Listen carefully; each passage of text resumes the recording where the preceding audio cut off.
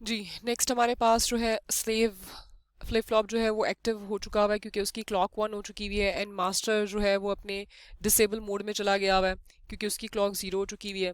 Clock is going from, ये देखिएगा triggering level, edge triggering क्या हो रही है, ये देखिएगा डाउन की हो रही है ना, तो अगर ये 1 से 0 पे जा रहा है और इन्वर्टर यहाँ लगा हुआ है तो इसका मतलब है ये इन्वर्ट होके 1 हमारा स्लेव में जा रहा है। बेशक क्लॉक यहाँ फॉल कर रही है लेकिन वो इन्वर्टर लगा हुआ है तो स्लेव के लिए क्लॉक इन्वर्ट होके 0 होके 1 हो गई है। ठीक हो गया।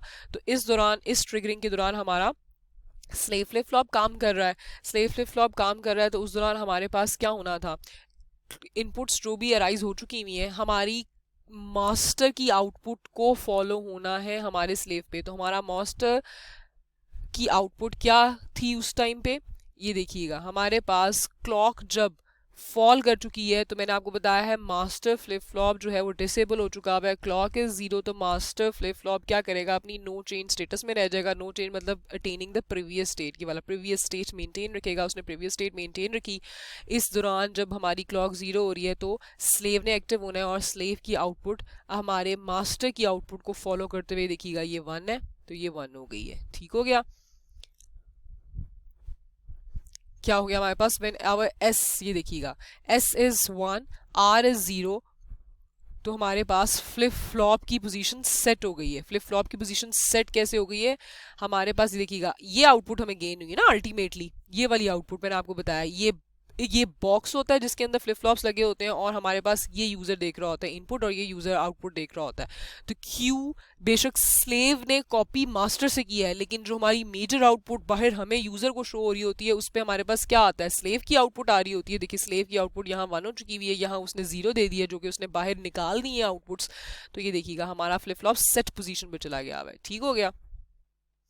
नेक्स्ट इज आवर सिमिलरली हमारे पास क्या हो रहा है, हमारे पास नेक्स्ट सिग्नल आया है, हमने सेट और रीसेट इनपुट कॉम्बिनेशंस को 0 0 दे दिया है। Set and reset input combination को जब हमने 0 0 दे दिया है,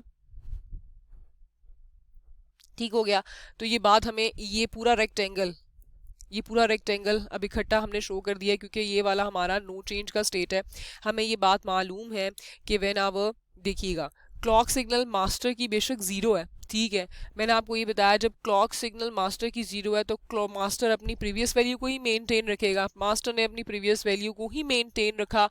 इसके साथ साथ हमारी एस इनपुट को भी हमने 0 कर दिया, आर को भी 0 कर दिया, एस को भी 0 कर दिया, आर को भी 0 कर दिया। वो बात भी हमें फंक्शनल टेबल से बात जाहिर है कि वो नो चेंज स्टेटस में ही रहेगा। अगर यहाँ क्लॉक मास्टर की 1 भी हो जाती तब भी मास्टर अपनी प्रीवियस स्टेट को ही मेंटेन रखता। ठीक हो गया, यही बात होगी ना। तो हम यही बात करने लगे। अब क्लॉक सिग्नल जब 1 है, देखिएगा ये 1 पे जा रही है ना, एज ट्रिगरिंग हो रही है, 1 पर जा रही है, 0 से 1 पे जा रही है, 0 से 1 पर गई, edge triggering, positive edge triggering occur हो रही है। पॉजिटिव एज ट्रिगरिंग मतलब क्लॉक सिग्नल 1 जा रहा है। 1 किस में जा रहा है, क्लॉक सिग्नल 1 जा रहा है हमारे मास्टर में, 1 जा रहा है।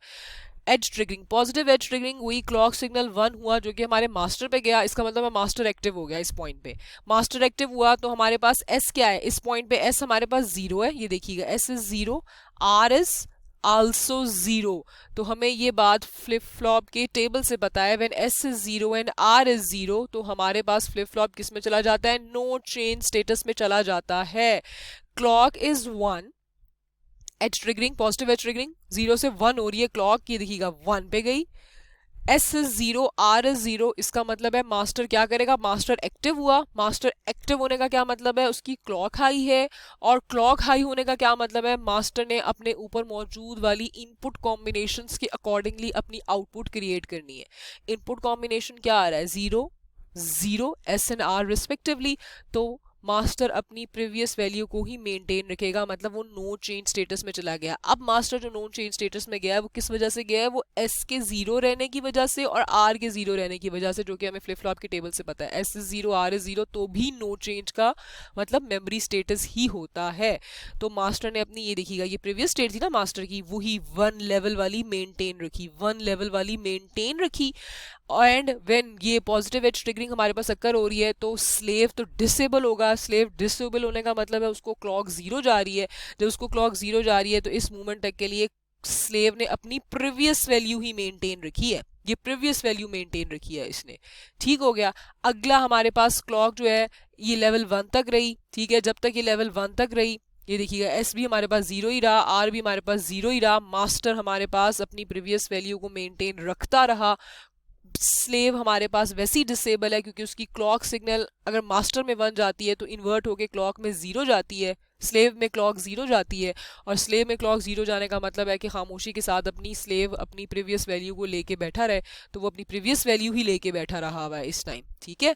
एंड नेक्स्ट हमारे पास क्लॉक जो है अब 1 से 0 पे गई, ये देखिएगा फॉलिंग एज आ गया। जब ये फॉलिंग एज आ गया हमारे पास, तो हमारे पास क्या हो रहा है, ये देखिएगा फॉलिंग एज आया, तो फॉलिंग एज का मतलब है clock is going to be 0। जब क्लॉक 0 हो रही है तो अब मास्टर के लिए क्लॉक जब 0 हो चुकी है तो मास्टर इनपुट्स के लिए अपनी आंखें बंद करके अपनी प्रीवियस स्टेट पे बैठ जाएगा खामोशी के साथ, क्योंकि क्लॉक 0 हो गई है। जब क्लॉक 0 हो गई है तो हमारे पास इन्वर्ट होते हुए स्लेव के पास क्लॉक 1 हो जाती है और स्लेव को वो एक्टिव कर देता है, और स्लेव के एक्टिव होने का मतलब है मास्टर की आउटपुट को अपने ऊपर कॉपी करवा लो। ये देखिएगा clock is getting 0, S is 0, R is 0। Master अपनी प्रीवियस वैल्यू को मेंटेन रखते हुए अभी भी 1 रहा, क्यों, क्योंकि उसके लिए वो क्लॉक 0 हो चुकी हुई है, वो प्रीवियस वैल्यू को ही मेंटेन रखते हुए अपने ऊपर 1 रखेगा। एंड स्लेव ने ये वाली जो स्टेटस लेना है अब वाला, वो मास्टर्स को कॉपी करते हुए लेना है, ठीक है। ये वाला पॉइंट जो उसने स्लेव ने अपने ऊपर अक्कर करवाया वो मास्टर को कॉपी करते हुए करवाया, ठीक हो गया। वो एक्टिव हुआ, उसने देखा जी मैं जाग गया हूँ, मैं एक्टिव हो गया हूँ, और मेरे पास आउटपुट क्या आएंगी, मास्टर की कॉपीड आउटपुट आ जाएंगी मेरे पास, बाहर में ले आऊँगा। तो ये वाली उसने फॉलो कर ली मास्टर की आउटपुट अपने ऊपर। ये देखिएगा flip flop retaining the state, no change.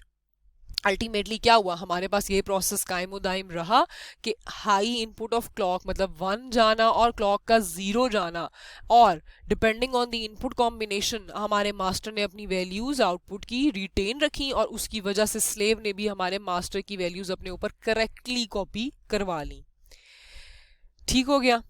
Next हमारे पास स्टेटस है, अच्छा अब हमारे पास क्लॉक सिग्नल वापस एज ट्रिगरिंग हो रही है, 1 हो रहा है, ठीक है, 1 मूवमेंट हो रहा है। ये देखिएगा क्लॉक सिग्नल 1 हो गया, 1 हो गया तो इसका मतलब है मास्टर एक्टिव हो गया, क्लॉक डिसेबल हो गया। क्लॉक डिसेबल होने का मतलब अब clock disable of slave flip flop होने का मतलब है स्लेव फ्लिप फ्लॉप अपनी पुरानी वैल्यू पे बैठा रहेगा, वो मास्टर की वैल्यू को भी कॉपी नहीं करेगा, अपनी जो पुराना स्टेटस उसके ऊपर है, कॉपीड वर्जन जो भी उसका पुराना स्टेटस है उस पर मेंटेन रहेगा। क्लॉक सिग्नल 1 हो गया, अब यूजर ने इनपुट दे दीजिए, उसने कहा है कि एस को 0 दो, आर को 1 दो, एस को 0 दो, आर को 1 दो, और क्लॉक को 1 दो। क्लॉक ये देखिएगा क्लॉक एज ट्रिगरिंग हुई 1, एस 0, आर 1, ठीक है। अब clock is 1 for the masters flip flop, master flip flop जाग गया, मास्टर फ्लिप फ्लॉप एक्टिव हुआ। एक्टिव होने का मतलब है what master flip flop will do, master flip flop will see the input combination present at its input and will create its output accordingly, ठीक हो गया। तो S is 0, R is 1, we know from the flip flop functional table when S is 0, R is 1, the output should be reset state. देखिएगा आपके पास y represents the output of the master flip flop, तो ये देखिएगा reset का मतलब है 0 हो जाना, ये देखिएगा ये 0 हो गई, ये 0 होगी ना, इस मूवमेंट में 0 हो गई, ठीक हो गया। अब ये 0 हो गई, अब जब तक क्लॉक 1 पे रही तब तक s भी हमारा 0 रहा, r भी हमारा 1 रहा, येलो रेक्टेंगल जो ये शो हुआ है इस तक महदूद रहिएगा, ठीक है, ठीक है। हमारे उस मूवमेंट तक सारा मास्टर का आउटपुट y जो है वो रीसेट स्टेट में रहा। स्लेव किस में रहा, चूंकि स्लेव की फ्लिप फ्लॉप का क्लॉक 0 था, उसका क्लॉक 0 होने का मतलब था कि वो अपनी नो चेंज स्टेटस में, स्लेव खामोशी से बैठा रहा है, वो अपनी नो चेंज स्टेटस में बैठा रहा। ये वाला स्टेटस एक्चुअली स्लेव का ये प्रीवियस स्टेटस है, ठीक है, ये प्रीवियस स्टेटस है।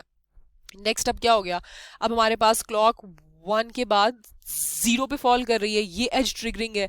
जब वो 0 पे फॉल कर रही है तो clock is now 0 for the master. Master क्या करेगा, मास्टर खामोशी के साथ बैठ जाएगा अपनी प्रीवियस वैल्यूज को लेते हुए, यही वाली बात है। क्लॉक 0 हो गई है फॉर द मास्टर, वो अपनी नो चेंज स्टेटस में चला गया। एक्टिव कौन होगा, इन्वर्ट होते हुए स्लेव एक्टिव हो गई, स्लेव की क्लॉक एक्टिव हो गई। ये फॉल कर रही है और इन्वर्ट होते हुए इसने स्लेव को एक्टिव कराया, और स्लेव ने क्या करना है, स्लेव ने मास्टर्स की आउटपुट को अपने ऊपर कॉपी करना है। तो ये देखिएगा स्लेव ने अपनी मास्टर्स की आउटपुट को अपने ऊपर कॉपी कर लिया। पहले स्लेव 1 था, वो अपनी प्रीवियस वैल्यू को लेके बैठा हुआ था। द मोमेंट फॉलिंग एज अकर हुआ क्लॉक का, तो उसने स्लेव को एक्टिव किया और स्लेव ने फटाफट एक्टिव होके क्या करना है, स्लेव ने एक्टिव होके मास्टर को फॉलो करना है, मतलब मास्टर की आउटपुट्स अपने ऊपर कॉपी करनी है. This is what following means. Slave will follow the masters, it will copy the output of the masters on it. तो उसने आउटपुट ऑफ द मास्टर को कॉपी करते हुए अपने आप को फॉल करवा दिया. जी मेरे मास्टर्स के ऊपर तो जीरो लेवल है, फटाफट जीरो पे ड्रॉप हो जाओ. ये जीरो पे ड्रॉप हो गया. ठीक हो गया. अब हमारे पास क्या है, when S is zero R is one. देखिएगा ये इनपुट स्टोर हो रही होती है ना यूजर को, S is zero R is one. Clock तो सिंक्रोनाइज सिग्नल है, वो तो चलता चला जा रहा है, एक टाइम पे जीरो है एक टाइम पे वन है. आउटपुट यूजर को मेजरली क्या शो हो रही होती है, ये वाली. अब बीच में master and slave flip flop लगा हुआ है, ये बेशक यूजर को नजर आ रहा है या नहीं नजर आ रहा, उसको क्या पता लगा, उसने बोला मैंने एस को जीरो दिया आर को वन दिया, आउटपुट क्या होनी चाहिए थी, एस को जीरो दिया आर को वन दिया, आउटपुट हमारे पास रीसेट होनी चाहिए थी. जो अल्टीमेट आउटपुट बेशक हमें स्लेव से मिल रही है, लेकिन this is our ultimate output. जो अल्टीमेट आउटपुट हमें मिल रही है वो क्या मिल रही है, जीरो एंड वन. ये देखिएगा ये जीरो मिल रही है हमें स्लेव की, यही अल्टीमेट आउटपुट है ना जो हमें मिलती है. ठीक है. क्लॉक तो सिंक्रोनाइज सिग्नल है, सिंक्रोनाइज सिग्नल मीन 0 1 0 1 0 1 हो रहा है. वो 0 1 0 1 0 1 क्यों हो रहा है, कैस्केडेड फॉर्म में हमारा मास्टर स्लेव फ्लिप फ्लॉप लगा हुआ है, इसका फिनोमिना सर अंजाम दे रही है क्लॉक. एक ही क्लॉक सिग्नल आता है एट अ टाइम. ठीक है, वो अपना ड्यूरेशन पूरा करता है, एक टाइम पे एक फ्लिप फ्लॉप को एक्टिव करता है, दूसरे टाइम पे दूसरे फ्लिप फ्लॉप को एक्टिव करता है और अल्टीमेट आउटपुट आपको दे देता है. और आप गौर कीजिएगा आपकी अल्टीमेट आउटपुट जो आपको गेन हो रही है ना, वो आपकी तब भी इस फंक्शनल टेबल को फॉलो ही कर रही है. ये देखिएगा S is zero R is one, तो फ्लिप फ्लॉप आपका रीसेट हो गया. ये देखिएगा जीरो स्टेट पे आ गया आपका. ये वही वाली आउटपुट है जो आपको यहाँ से रिसीव हो रही है. ठीक हो गया, ये आपको रिसीव हो गई. नेक्स्ट आपके पास दोबारा उसने स्टेटस दे दिया है जनाब के. अब हमने क्या कर दिया, अब हमने किया है जी क्लॉक सिग्नल राइज हो रहा है. क्लॉक सिग्नल राइज हो रहा है तो वो मास्टर को एक्टिव करेगा. मास्टर फटाफट एक्टिव होकर क्या करेगा, वो अपने ऊपर इनपुट कॉम्बिनेशंस को देखेगा और उसके अकॉर्डिंगली कोरिस्पॉन्डिंग आउटपुट क्रिएट करेगा. उसने देखा जी S is zero at that moment and R is also zero. We know from the table when S is zero and R is zero, तो फ्लिप फ्लॉप हमारा नो चेंज स्टेटस में चला जाता है. तो मास्टर फ्लिप फ्लॉप की output जो कि ये वाली वेव फॉर्म है, वो क्या करेगी, अपनी प्रीवियस ये वाली स्टेट को ही फॉलो करेगी. ये देखिएगा उसने अपनी प्रीवियस स्टेट को ही फॉलो किया है. स्लेव की क्लॉक चूंकि जीरो है इस टाइम, क्योंकि ये वन पर जा रही है, तो स्लेव के लिए ये जीरो है, तो स्लेव खामोशी से अपनी प्रीवियस वैल्यू ही मेंटेन रखे हुए है. नेक्स्ट हमारे पास क्लॉक जो है वो फॉल कर रही है. ये देखिएगा फॉल कर रही है, ये फॉल कर रही है. तो फॉल कर रही है तो इसका मतलब है क्या हो गया, क्लॉक जीरो हो गई हमारे मास्टर के लिए.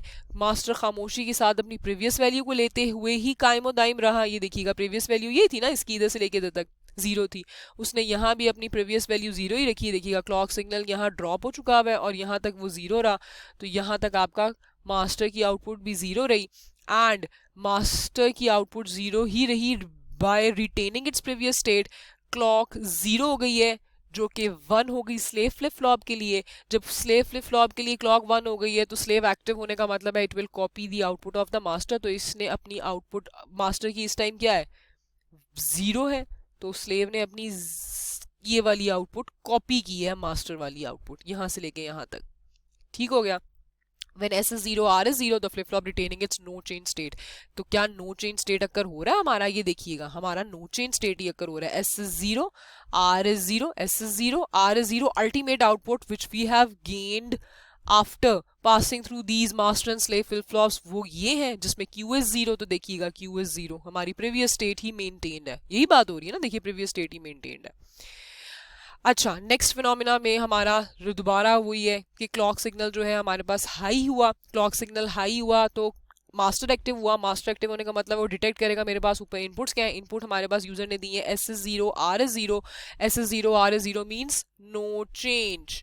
नो चेंज मतलब मास्टर अपनी प्रीवियस स्टेट को ही मेंटेन करे. उसने अपनी प्रीवियस स्टेट को ही मेंटेन किया. मास्टर को पता लगा मेरे पास जो इनपुट कॉम्बिनेशन मौजूद है वो प्रीवियस स्टेट की मेंटेनेंस वाली ही है, तो उसने प्रीवियस स्टेट मेंटेन कर ली. क्लॉक सिग्नल इस टाइम तक के लिए ऑफ है स्लेव के लिए, तो स्लेव ने अपनी प्रीवियस वैल्यू ही मेंटेन की. नेक्स्ट में क्लॉक फॉल कर गई, जीरो पे आ गई. जब क्लॉक बिकम्स जीरो तो हमारा स्लेव एक्टिव हुआ. मास्टर ने अपनी प्रीवियस वैल्यू मेंटेन रखी एंड स्लेव एक्टिव हुआ और स्लेव ने अपनी कौन सी आउटपुट कॉपी की, मास्टर की आउटपुट अपने ऊपर कॉपी कर ली. उसी मूवमेंट की मास्टर की आउटपुट अपने ऊपर कॉपी उसने कर ली.